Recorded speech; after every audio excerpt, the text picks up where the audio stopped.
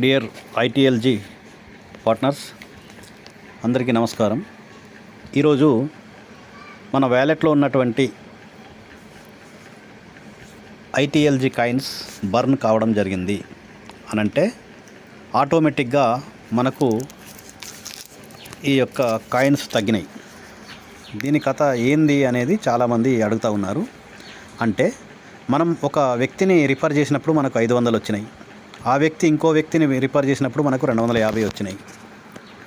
ఏదైతే మన డౌన్లో ఉన్నటువంటి వాళ్ళు ఈ ప్రక్రియను ప్రతి పూట, రోజుకు 6 పూటలు కదా, ఈ 6 పూటలకు గాను కనీసం ఒక 2-3 పూటలైనా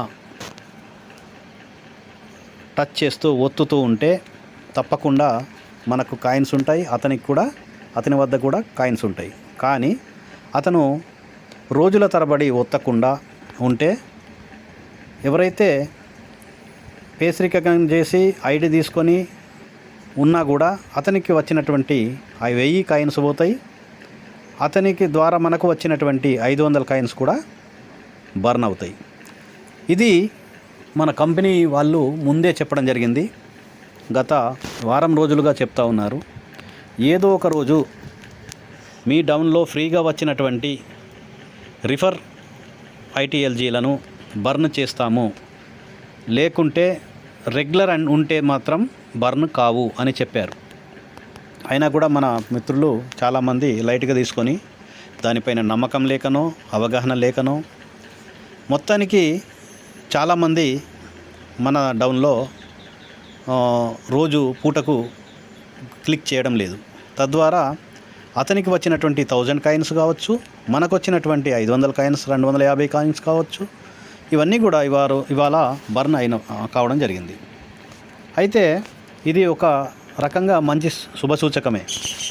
ఎందుకు అని అంటే, ఎవరైతే అచ్చమైన కష్టపడే వాళ్ళే ఇందులో ఉంటారు. ఇంకోటి, మన ఐటీఎల్జీ కాయిన్స్ అనేటి 100 కోట్లు కాయిన్స్, అవి మనకు పంచిపెట్టడం జరుగుతూ ఉంది. ఇందులో చాలా బర్న్ కావడం వల్ల యావరేజ్గా ఇప్పటికీ చూస్తే మొదటి విడతలో దాదాపుగా ఒక 10-20 కోట్ల కాయిన్స్ బర్న్ కావచ్చు.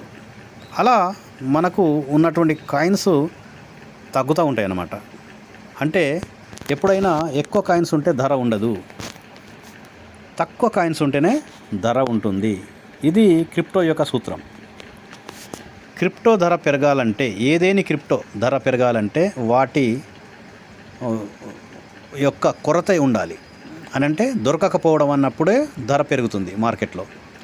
విరివిగా దొరికినప్పుడు ధర తగ్గుతుంది. ఉదాహరణకి టమాటా తీసుకుందాం. టమాటాలు రైతులు పండించే టైంలో ధరలు చాలా తక్కువగా ఉంటాయి. అదే ఎవరి దగ్గర లేనప్పుడు, ఎవరో ఒక రైతు పండించినప్పుడు ఆ ధరలు 100 కిలో కావచ్చు, 200 కావచ్చు, 300 కావచ్చు. ఆ విధంగా క్రిప్టో మార్కెట్లో కూడా ధరలు పెరుగుతూ ఉంటాయి, తగ్గుతూ ఉంటాయి. దీనికి కారణం కొరత ఏర్పడడం. అలా మన వద్ద ఉన్నటువంటి కాయిన్స్ కొరత ఏర్పడింది. మనవే కావు, మన దగ్గర లీడర్లు చాలామంది కోట్ల కాయిన్స్ సంపాదించారు. వాళ్ళందరికీ కూడా కొన్ని లక్షలల్లా బర్న్ కావడం జరిగింది. అందుకే ఇది ఒక శుభసూచకమే. బాధపడవలసిన అవసరం లేదు. ప్రతి ఒక్క వ్యక్తి కూడా దీనిని గమనించి, మనకు ఐటీఎల్జీ కాయిన్స్ తక్కువ ఉంటేనే 10 కోట్లు ఉన్నటువంటి ఐటీఎల్ కాయిన్స్ మనకు అందుబాటులో వస్తాయి.